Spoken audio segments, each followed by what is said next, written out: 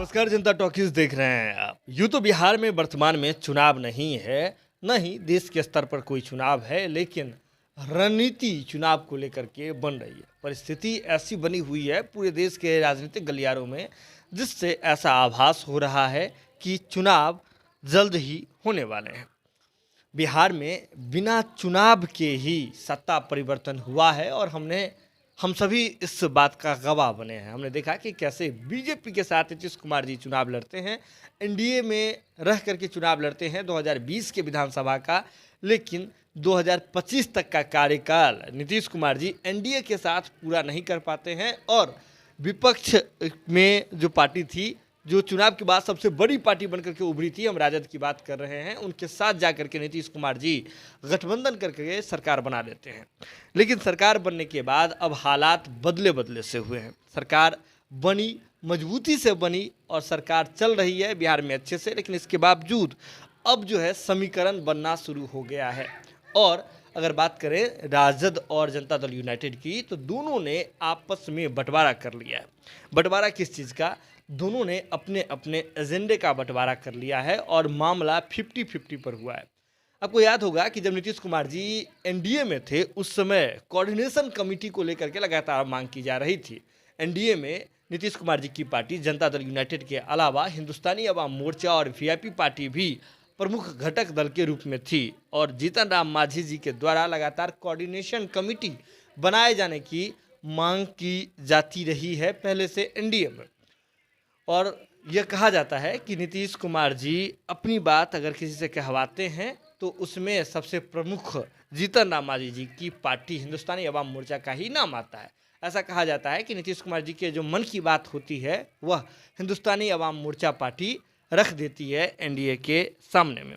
ऐसे में coordination committee को लेकर के मांग चल रही थी। कोऑर्डिनेशन कमेटी तो नहीं बना, चीज़ें नहीं हुई, लेकिन सरकार बिहार में बदल गई। अब हिंदुस्तानी अवाम मोर्चा पार्टी भी नीतीश कुमार के साथ ही महागठबंधन में शामिल है। वीआईपी की तो बात ही छोड़ दीजिए, वीआईपी के साथ क्या कुछ हुआ था।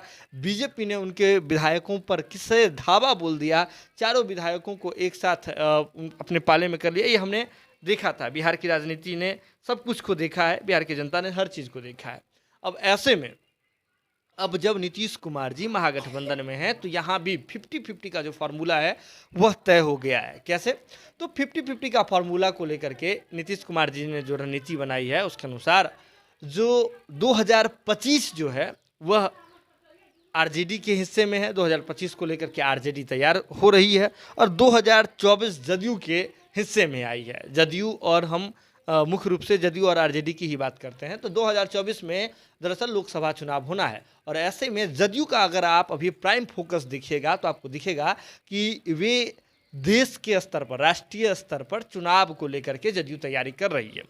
भले बिहार के मुख्यमंत्री नीतीश कुमार जी हों या फिर जदयू के अन्य नेता, सभी लोग जो हैं बिहार से बाहर जा कर के अपनी नज़रें गड़ाए हुए हैं और बिहार से बाहर पूरा प्राइम फोकस जो है किए हुए हैं। नीतीश कुमार जी को देख लें तो वे अभी वर्तमान में दिल्ली में मौजूद थे और दिल्ली में मौजूद होकर के सभी विपक्षी नेताओं से मुलाकात कर रहे हैं। 2024 की रणनीति को तैयार करते हुए देख रहे हैं नीतीश कुमार जी। वहीं दूसरी ओर अगर राजद की स्थिति को देखें तो जब से उप मुख्यमंत्री बने हैं तेजस्वी यादव जी, तब से बिहार में लगातार जितने भी प्रशासनिक कार्य हैं उसमें अपना जो है वजूद दिखा रहे हैं तेजस्वी यादव जी, अपना प्रकाश दिखा रहे हैं तेजस्वी यादव जी।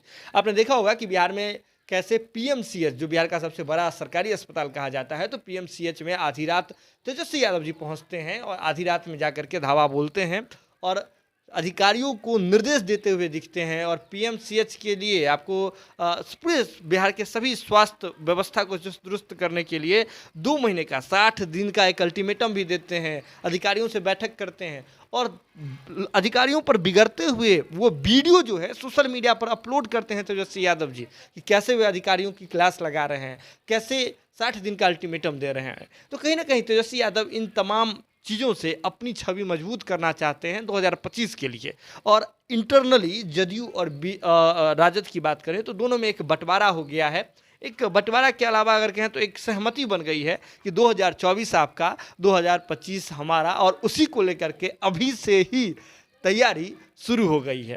तो एक बार नीतीश कुमार जी ने फिर अपना जो महत्वाकांक्षा था, यह बात राजद भी जान रही है कि नीतीश कुमार जी 2024 में जो है क्या करना चाहते हैं, और 2014 में नीतीश कुमार जी की क्या मंशा थी जिसके कारण उन्हें मजबूर होना पड़ा था राजद के साथ आने के लिए। तो इस बात को लालू प्रसाद यादव जी भी समझ रहे हैं, और नीतीश कुमार जी को कहीं ना कहीं उनका मनचाहा जो एक एजेंडा है, मनचाहा एजेंडा, उसे पूरा करने का एक सशक्त मौका मिल रहा है, और एक समय भी है, मौका भी है, दस्तूर भी है, बस चौका लगाना है नीतीश कुमार जी को। लेकिन ये आने वाले समय में पता चलेगा कि इस बंटवारे का सबसे अधिक फायदा किसने उठाया, सबसे बड़ा नुकसान किसको झेलना पड़ा, ये सभी भविष्य के गर्त में है। लेकिन आप जुड़े रहिए जनता टॉकीज के साथ, जो भी अपडेट होगा हम आपसे शीघ्र ही साझा करेंगे। बहुत बहुत धन्यवाद।